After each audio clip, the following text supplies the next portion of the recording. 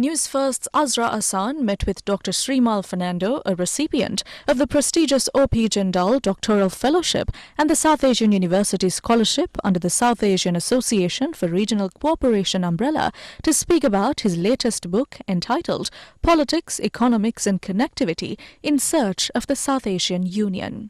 Dr. Fernando is also an advisor and global editor for Diplomatic Society for South Africa in partnership with Diplomatic World Institute in Brussels. He has also received accolades such as the 2018 and 2019 Best Journalist of the Year in South Africa, GCA Media Award for 2016, and the Indian Council of World Affairs ICWA accolade. Benjamin Franklin once said, "Write something worth reading about or do something worth writing about." Welcome to this special segment. You're with me, Azra Assan, and I am in conversation today with Dr. Srimal Fernando, a Sri Lankan award-winning academic and the advisor of the Diplomatic Society for South Africa in partnership with Diplomatic World Institute, Brussels. Dr. Srimal Fernando has launched his new book named Politics, Economics and Connectivity in Search of the South Asian Union. Congratulations, Dr. Firstly, for the new launch of your book, and thank you for having me at your beautiful house today. Doctor, firstly, tell us a bit about yourself. Yes, thank you, Sarah. I'm a Jindal Doctoral Fellow recipient and also a South Asia University scholarship recipient in my past, in my academics, as well as I'm the advisor to the Diplomatic Society of South Africa in partnership with Diplomatic World Institute in Brussels, as well as I'm an award-winning journalist for a while.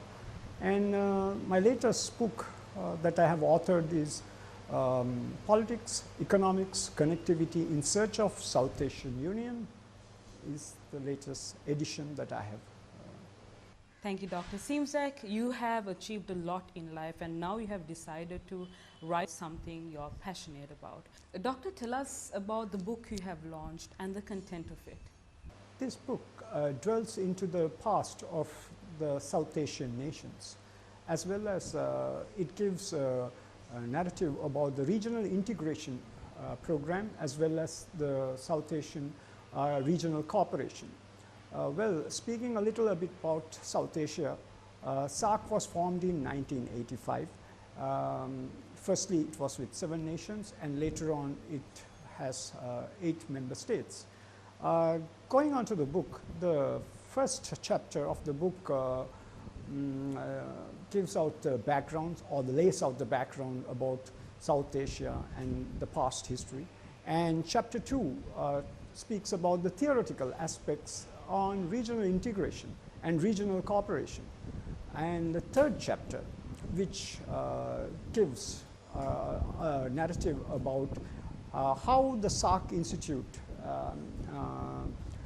has been effective and what are the weaknesses and strengths of this regional consortium that was formed in the mid-80s. Going on to the third chapter, it talks about regional integration as specifically on how India has contributed to the development of this 8 member nations, and India as a heavyweight in this region, how it has played a great role in bringing the 8 member nations into a middle income status. The fourth chapter talks about SAFTA. SAFTA is a free trade agreement that brings down the tariffs of most of the countries, which is effective from 2016. And the fifth chapter goes on to a regional connectivity.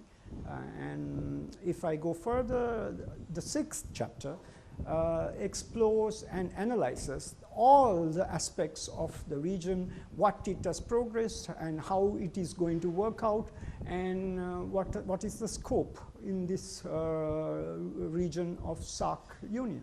The seventh chapter discusses about conclusions and the recommendations. SAARC must reach to the stage of supranational institution level. However, still SAARC is at the stage of the economic union stage.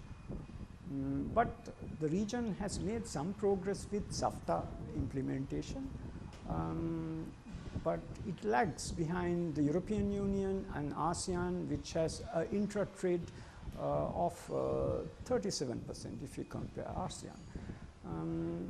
With these recommendations and policies, we believe that this SAARC union can progress to a better stage in the coming years as a political union.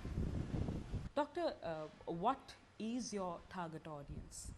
Yes, the target is policymakers, diplomats, and also practitioners, and also personalities who are interested in regional integration beyond SAARC are the target audience, but also the private sector who might be interested in dealing with the neighbors could be also participants in this thing.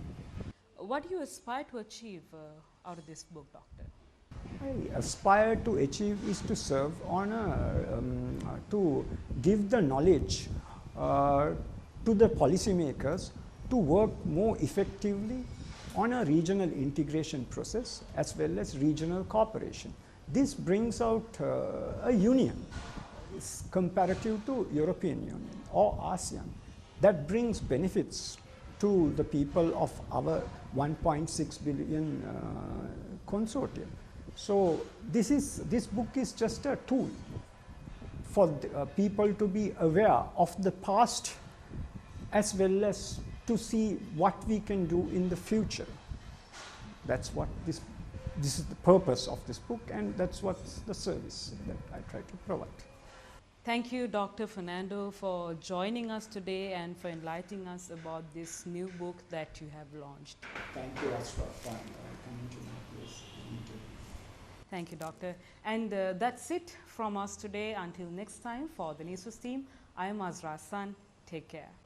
Newsfirst, Sri Lanka's most trusted news brand, keeps you informed wherever you are. All you need to do is follow us on Facebook, subscribe to our YouTube channel. Newsfirst, your life, our news.